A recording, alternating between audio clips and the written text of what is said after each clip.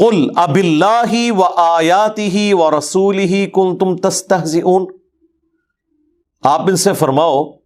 اللہ اور اس کی آیات اور اس کے رسول کے ساتھ تم ٹھٹا اور مذاق کر رہے ہو، یعنی تمہیں اور کوئی ٹاپک نہیں ملا، تم نے ریلیجن کو مزاح کا ایک تختہ مشق اسے بنا لیا، اور اسی میں وہ تمام چیزیں داخل ہیں جو عموماً گفتگو کے اندر لوگ قرآن و سنت کے حوالے سے مزاح کے اندر بیان کر دیتے ہیں، اور یہ اکثر جو ایلیٹ کلاس ہے نا، جن میں بس ریلیجن کا صرف نام کی حد تک ایک سلسلہ ہے، عذاب قبر کے بارے میں، آخرت کے عذاب کے بارے میں، جنت کے بارے میں وہ مذاق کرتے ہیں، کئی ایک لطیفے بھی آپ نے سنے ہوں گے۔ اب وہ ایسی چیزیں نہیں ہے کہ میں انہیں یہاں بیان کر کے تو آپ کو ایجوکیٹ کروں کہ اس قسم کے لطیفے سنائے جاتے ہیں، آپ نے اکثر سنے ہوں گے اپنی زندگی میں، جنت کے بارے میں کوئی لطیفہ،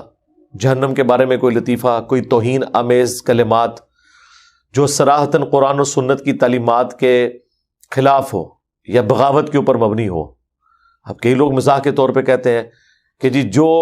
لوگ جنہیں ہم نے آئیڈیل بنایا ہوا ہے فلمی سٹارز، اگر وہ جہنم میں ہوں گے تو ہم نے جنت میں جا کے کیا کرنا ہے، اس قسم کے لطیفے بھی بنے ہوئے ہیں۔ اب یہ وہ ساری چیزیں جو اللہ اور اس کے رسول کی تعلیمات کا مذاق اڑانا ہے۔ عذاب قبر نہیں ہو سکتا، ہم سپرے کروا لیں گے وہاں پہ، ہم فلاں کر لیں گے، یہ وہ باتیں کئی ایک تو میں نے خود سنی ہے اور وہ اپنی جہالت کی وجہ سے کر دیتے ہیں، لیکن اس کی وجہ سے انسان دار اسلام سے خارج ہو جاتا ہے۔ اور غم کی حالت میں تو اکثر اس قسم کے جملے آپ کو سننے کو ملتے ہیں کہ اللہ نے میرے ہی گھر دیکھ لیا تھا ساری مصیبتوں کے لیے، ٹھیک ہے، ظلم خدا دا۔ اب یہ پنجابی میں اکثر لوگ بول دیتے ہیں، اصل میں تو اردو میں بولا جاتا ہے غضب خدا کا۔ یہ جملہ تو بالکل درست ہے، کیونکہ اللہ تعالیٰ غضب فرمانے والا ہے، اسی لیے تو ہم دعا کرتے ہیں نا کہ غیر المغضوب علیہم ولا الضالین، اے اللہ ان لوگوں کے راستے سے بچانا جن پر تیرا غضب ہوا اور جو گمراہ ہے۔ تو اللہ تعالیٰ کا غضب تو نازل ہوتا ہے، اللہ تعالیٰ عتاب بھی فرماتا ہے، لیکن اللہ تعالیٰ ظلم نہیں کرتا۔ یہ کلمات کفر ہیں۔ ظلم خدا کا یا ظلم خدا دا، یہ بولنا کسی بات کے اوپر، یہ کلمات کفر ہے، کیونکہ ظلم ایک نٹوریس چیز ہے اور اللہ تعالیٰ کی ذات اس طرح کی نٹوریس چیزوں سے پاک ہے، یہ عموماً بول دیا جاتا ہے۔ اور اسی طریقے سے بعض اوقات یعنی اسلام کی جو شاعر ہیں ان کے لیے کوئی مزاحیہ الفاظ کوئی ڈیوائس کیے جاتے ہیں، جس کی وجہ سے آپ داڑھی کا مذاق اڑا دیں، نماز کا مذاق اڑا دیں، کعبہ شریف کا مذاق اڑا دیں، اس قسم کی چیزیں، روزوں کا مذاق اڑا دیں۔ یعنی بعض لوگ رمضان کے روزوں کے لیے کہتے ہیں بھوک ہڑتال، اب یہ تو روزے کی توہین ہے، یہ کلمات کفر ہیں۔ اس لیے بولتے ہوئے سوچنا چاہیے کہ ہم کیا کر رہے ہیں۔ تو اس پہ اب اللہ تعالیٰ ارشاد فرما رہا ہے کہ کیا اللہ، اس کی آیات اور اس کا رسول ہی رہ گیا کہ آپ انہیں تختہ مشق بناؤ گے؟ لا تعتذروا، بہانے مت بناؤ، قد کفرتم بعد ایمانکم، تم ایمان لانے کے بعد دوبارہ کافر ہو چکے ہو۔ یعنی کوئی ہلکا معاملہ نہیں ہے کہ اللہ اور اس کے رسول پہ ایمان لے آئے اور قرآن و سنت کو فالو کرنا شروع کر دیا، اور اس کے بعد جب چاہا آپ نے قرآن و سنت کا مذاق بھی اڑا دیا۔ اور اکثر جو پڑھا لکھا طبقہ ہے نا، انہیں تو ریلیجن کوئی یعنی ایک ڈوگما لے کے ڈیلوژن کے طور پہ وہ چل رہے ہوتے ہیں، اس لیے انہیں کوئی فرق نہیں پڑتا۔ کبھی زکوٰۃ کے بارے میں بول دیا جگہ ٹیکس ہے، اللہ نے لگا دیا ہمارے پہ، ٹھیک ہے، ٹیکس تو ہے اور ایک شرعی پینلٹی بھی ہے مال جوڑنے کے اگینسٹ، لیکن یہ ظلم پہ مبنی نہیں ہے۔ جگہ ٹیکس جو مشہور ہے وہ تو ہے کہ ظلم پہ مبنی، یہ اللہ کا رول ہے۔ اس قسم کے جملے بولنا جن میں شریعت کی یعنی مذاق اڑایا جا رہا ہو، یہ صراحتاً کفریہ جملے بولنا اسلام سے انسان کو نکال دیتا ہے۔ البتہ اگر کوئی انجانے میں کوئی بات کر دے اور اس کی اس طرف توجہ نہ ہو اور اس کی توجہ دلائی جائے، وہ معاملہ ایک الگ ہے، لیکن ایک پوری انٹینشن کے ساتھ اس طرح کی گفتگو کرنا، بلکہ اردو زبان میں تو کئی ایک محاورے بولے جاتے ہیں، جی میری آنتیں قل واللہ پڑھ رہی ہیں، مطلب یہ اب وہ یعنی کوئی بھوکا ہے نا تو وہ اس کو اس طریقے سے پریزنٹ کرتا ہے، پہلے پیٹ پوجا پھر کام دوجا، پیٹ پوجا۔ اب پیٹ میں کوئی چیز ڈالنا یہ اس کی کوئی پوجا تو نہیں ہے، ورشپ تو نہیں ہے، اور اس کو یہ بولنا یہ پوجا ہے، تو یہ کلمات کفر ہے۔ اب یہ وہ چیزیں جو ہماری اردو لنگوسٹک کے اندر ایک محاورتاً چیزیں داخل ہو چکی ہوئی ہیں اور عام زندگی کا حصہ بن چکی ہوئی ہیں، اور لوگ عموماً بولتے ہیں۔ جیسے ہی آپ یہ کسی سے سنیں، چھوٹے سے بڑے سے، آپ کا کام ہے کہ فوراً سوچ کے اسے ٹوک دیں کہ یار یہ تم کیا بات کر رہے ہو۔ اللہ تعالیٰ تو اس معاملے میں اتنا سینسٹیو ہے کہ بخاری مسلم میں حدیث ہے کہ زمانے کو گالی مت دو، زمانہ میں ہوں، حالانکہ زمانہ تو اللہ کی ایک مخلوق ہے نا، یعنی اس کو ڈرائیو کرنے والا میں ہوں۔ آپ موسم کے اوپر بھی ڈسکشن کر سکتے ہیں کہ آج ٹھنڈ ہے، آج گرمی ہے، یہ آپ کا رائٹ ہے، لیکن جب اس سے آگے بڑھتے ہیں نا، آپ اس پہ کرٹیسزم شروع کر دیتے ہیں، کیا مصیبت کی تو بارش آ گئی، میں تو جانا سی، نہیں، یہ اللہ تعالیٰ کے ڈسین کی وجہ سے آئی ہے، ٹھیک ہے۔ ہو سکتا ہے اسی میں بہتری ہو آپ کے لیے، نہ بھی ہو تب بھی اللہ کے فیصلوں کو کوئی چیلنج نہیں کر سکتا۔ تو کوشش کریں کہ موسم کے اعتبار سے بس اتنا ہی تبصرہ کریں کہ جس میں آپ شریعت کی لمٹ کو کراس نہ کریں۔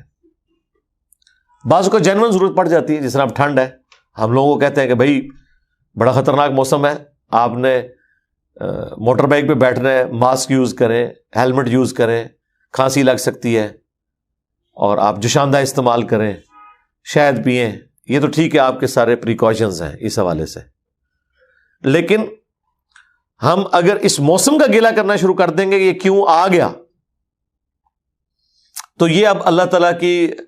قدرت کو، اس کے فیصلوں کو چیلنج کرنے کے مترادف ہے۔ آ گیا، آپ نے اس کے اندر پرفارم کرنا ہے، اور اللہ تعالیٰ کا ہر حال میں شکر ادا کرنا ہے، ایون تکلیف کے دوران بھی۔ تکلیف تو انسان کو ہوتی ہے، ظاہر ہے، بخاری میں حدیث ہے، نبی علیہ السلام کا بیٹا جب فوت ہوا ابراہیم، تو آپ علیہ السلام کی آنکھوں سے آنسو روا تھے، صحابہ نے کہا یا رسول اللہ، تو آپ نے فرمایا یہ شفقت اور رحمت ہے، ٹھیک ہے۔ اور پھر نبی علیہ السلام نے کہا کہ دل غمگین ہے، آنکھیں اشک بار ہے، لیکن ہم یہی کہیں گے جو اللہ کی مرضی، انا للہ و انا الیہ راجعون۔ لیکن وہ تکلیف کو ایکسپریس کرنے کا ذریعہ اللہ نے اپنی جگہ بنایا ہوا ہے، لیکن آپ نے ان چیزوں کو ٹھٹا اور مذاق نہیں بنانا، دین کو نہیں بنانا۔ اور بڑے ٹاپکس ہیں آپ کر سکتے ہیں، لیکن دین اور اس سے متعلقہ چیزوں کے بارے میں نہیں کرنا، اور نہ اپنے سامنے ہونے دینا ہے۔ اور اگر کمزور ہیں تو آپ کے سامنے ہو رہا ہے، آپ نے وہاں سے اٹھ جانا ہے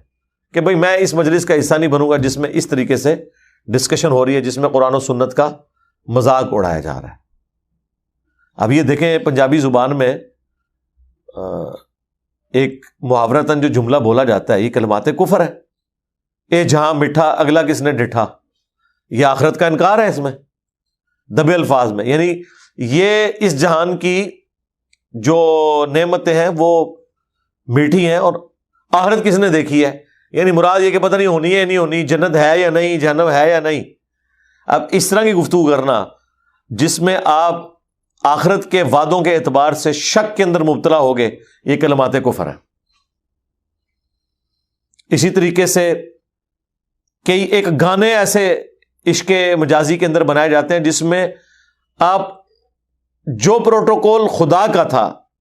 گاڈ کا تھا، الہ کا تھا، وہ آپ اپنے محبوب کو دینا شروع کر دیتے ہیں۔ میں تیرے سامنے ہوتا تو سجدہ کر دیتا تجھے، اس قسم کے۔ مجھے تو چونکہ گانے آتے نہیں، آپ میں سے کئی لوگوں کو شاید کچھ شعر یاد بھی ہوں، وہ آپ کبھی غور کریں گے نا تو وہ آپ کو خود اندازہ ہوگا کہ یار یہ تو بڑا عجیب سا جملہ ہے، یہ تو بیچ میں اللہ تعالیٰ کی ذات کو آپ نے تختہ مشق بنا دی ہے اس حوالے سے گفتگو کرتے ہوئے۔ کئی ایک کفریہ گانے ہیں جو مطلب انڈین فلموں کے اندر ہوتے ہیں، اور ہمارے لوگ بھی گنگنا رہے ہوتے ہیں، ٹھیک ہے نا جی۔ اور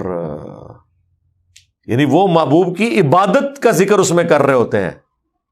اس کو سجدہ کرنے کا ذکر کر رہے ہوتے ہیں، ٹھیک ہے جی۔ اور نماز عشق کی بات کر رہے ہوتے ہیں، اور نماز عشق بھی اللہ دی نہیں پڑھ رہے ہوتے ہیں، اپنے محبوب کی پڑھ رہے ہوتے ہیں، اور کہتے ہیں نہیں جی یہ بھی ادھر ہی لے جاتا ہے، ادھر نہیں لے کے جاتا بھائی۔ کسی صحابی نے، کسی پیغمبر نے عشق مجازی نہیں کیا، جان ضرور چھڑائی ہے عشق مجازی سے، حضرت یوسف علیہ السلام نے، ٹھیک ہے نا۔ آپ دیکھیں قرآن میں اللہ تعالیٰ نے یعنی اس چیز کا ذکر کیا ہے کہ جس میں ایک عورت نے مرد کو بہکانے کی کوشش کی، لیکن عموماً یہ ہوتا ہے کہ مرد عورتوں کو بہکاتے ہیں. اس طرح کا کوئی واقعہ قرآن میں نہیں آیا ہوا. قرآن میں ایک بڑا ایکسٹرا آرڈنری واقعہ آیا ہے حضرت یوسف علیہ السلام کے کیس میں، جس میں ایک عورت نے مرد کو بہکانے کی کوشش کی. یہ بھی بڑی حکمت آئی ہے. میں اگلے دن اس کے اوپر بھی سورہ یوسف پڑھتے ہوئے سوچ رہا تھا کہ حالانکہ دوسرے والے واقعات تو زیادہ ہوتے ہیں، یہ واقعہ اللہ نے اسپیشلی ذکر کیا ہے. اس کی وجہ یہی ہے کہ معاشرے کی بہتری اس وقت ہوگی جب مرد کی تربیت پہلے ہوگی. عورت تو اس کے اوپر ڈیپینڈنٹ ہے. مرد کو پہلے خود کریکٹر والا ہونا ہوگا، تب وہ اپنی عورتوں کو، خواہ وہ بیٹیاں ہوں، خواہ اس کی بیوی ہو، خواہ بہن ہو جو اس کے انڈر آتی ہو، اس تک بات اسی وقت کر سکتا ہے جب اپنا کریکٹر ہے اس کا. تو اس اعتبار سے اللہ تعالیٰ نے اسپیشلی اس واقعے کو بھی ذکر کیا. تو یہ ساری کی ساری چیزیں دیکھنے کی ضرورت ہے. اور یہاں پہ دیکھیں سیدھا سیدھا فتویٰ ہے. لوگ تو کہتے ہیں کیا فرق پڑتا ہے جی، لوگ چھوٹی چھوٹی بات پہ کہتے ہیں جی اس طرح کرنے سے انسان کافر ہو جاتا ہے. بھائی جن باتوں سے کافر ہوتا ہے اس سے تو ہو جاتا ہے. آپ قرآن کا مذاق اڑا دیں، روزوں کا مذاق اڑا دیں، زکوٰۃ کا مذاق اڑا دیں، حج کا مذاق اڑا دیں، کعبہ شریف کا مذاق اڑا دیں، دین کے کسی فرض رکن کا مذاق اڑا دیں، فرشتوں کا مذاق اڑا دیں، ٹھیک ہے، تو اس سے تو اور یہ اڑاتے تھے. وہ کافر کہتے تھے نا کہ وہ جب قرآن میں نازل ہوا نا کہ دوزخ کے اوپر 19 فرشتے ہیں، تو وہ ایک عرب کا سردار تھا، اس نے کہا اتنے تو میں سنبھال لوں گا، باقی تسی دیکھ لینا. فرشتہ تو ایک بھی ہو بہت ہے، فرشتے کی تو ضرورت ہی نہیں ہے، یہ تو ایک سمجھانے کے لیے. اللہ تعالیٰ کا جب امر کسی کے اوپر جاری ہو جائے تو نہ اس کا ہاتھ اٹھ سکتا ہے، نہ وہ چل سکتا ہے، نہ وہ دیکھ سکتا ہے. یہ تو اللہ کی قدرت ہے کہ کسی کو طاقت دی ہوئی ہے اور برداشت کیا ہوا ہے اپنی نافرمانیوں کے باوجود. تو یہاں پہ واضح فتویٰ آیا کہ مت بہانے بناؤ، قد کفرتم بعد ایمانکم، بے شک تم کافر ہو چکے ہو ایمان لانے کے بعد. ان نعفو عن طائفۃ منکم، اگر ہم تم میں سے کسی ایک گروہ کو معاف بھی کر دیں جس کے اندر کوئی حق قبول کرنے کی کوئی رتی ابھی موجود ہے، یا وہ اپنے ان جرائم کے اوپر شرمندہ ہے اور اس کی معافی ہو بھی جائے، نعذب طائفۃ بانہم کانوا مجرمین، تو ایک گروہ تو ایسا ہے جسے ہم عذاب دیں گے اس لیے کہ وہ اصلی مجرم ہے. اور اس سے مراد ان کے بڑے ہوتے ہیں جو پیشوا ہوتے ہیں، جنہیں سب کچھ پتا ہوتا ہے اس کے باوجود اس طرح کی غلط حرکتیں کر رہے ہوتے ہیں. جو فالوورز ہیں اگر وہ توبہ کر لیتے ہیں ان کے چانس ہے کہ اللہ تعالیٰ ان کو معاف کر دے، ان کے معاملات آگے کے سدھار دے. لیکن جو کفر کے پیشوا ہوتے ہیں نا، ان کو معافی کی بھی توفیق نہیں ملتی. اکثر آپ دیکھیں گے بعض فالوورز جو اپنے بڑوں کے پیچھے مارنے مرنے کے اوپر اتر آتے ہیں، ایک وقت آتا ہے انہیں ہدایت مل جاتی ہے. اب ہونا تو یہ چاہیے کہ اگر ایک بڑے لیڈر کے فالوور کو ہدایت مل گئی ہے تو لیڈر کو تو پہلے ملے، وہ تو اس کا بڑا ہے، اس سے زیادہ سمجھدار ہے. اگر ایک چھوٹے کو بات سمجھ آ گئی ہے تو اسے کیوں نہیں آ رہی؟ سوچنے والی بات ہے نا. وہ اس لیے نہیں آتی کہ وہ یہ دوسری کیٹیگری میں فال کرتے ہیں کہ یہ اصل مجرم ہے. جب اصل مجرم ہے، اور وہ اصل مجرم اس لیے ہے کہ جو فالوور ہے نا وہ بیچارہ انجانے میں دھوکے کی وجہ سے غلطی پہ چل رہا ہے،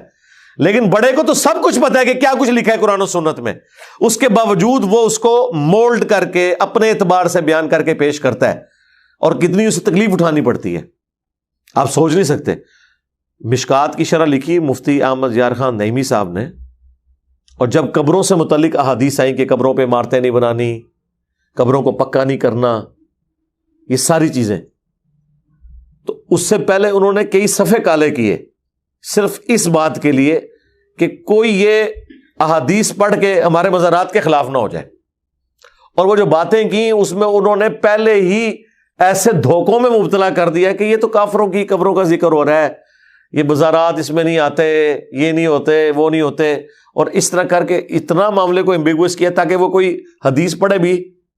یہ لوگ اکثر کہتے ہیں ایڈ علماء نے نہیں حدیث پڑھی ہوئی، آیت وہ پڑھی ہوئی ہیں، لیکن انہوں نے اس لیے نہیں پڑھی کہ اپنے آپ کو ان کے سامنے پیش کرنا ہے، بلکہ وہ اس لیے پڑھی ہیں کہ ان کا جواب دینے کی کوشش کریں.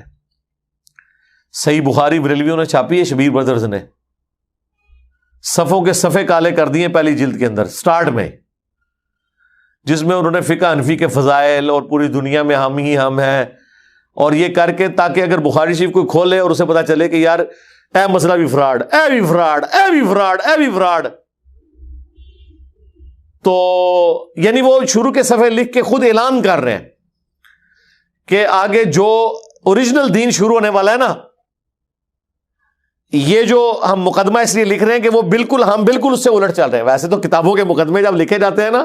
تو ان میں یہ لکھا جاتا ہے کہ اب جو میں کتاب لکھنے جا رہا ہوں اس میں یہ چیزیں آئیں گی، آپ نے دیکھنا ہے کہ آپ کہیں غلط تو نہیں کر رہے، اپنے آپ کو اس کتاب کے مطابق درست کر لینا ہے۔ لیکن یہ کون سی کتابیں ہیں جن کے مقدمے یہ لکھتے ہیں؟ یہ بتانے کے لیے جو آ رہا ہے اس کو آپ نے نہیں ماننا۔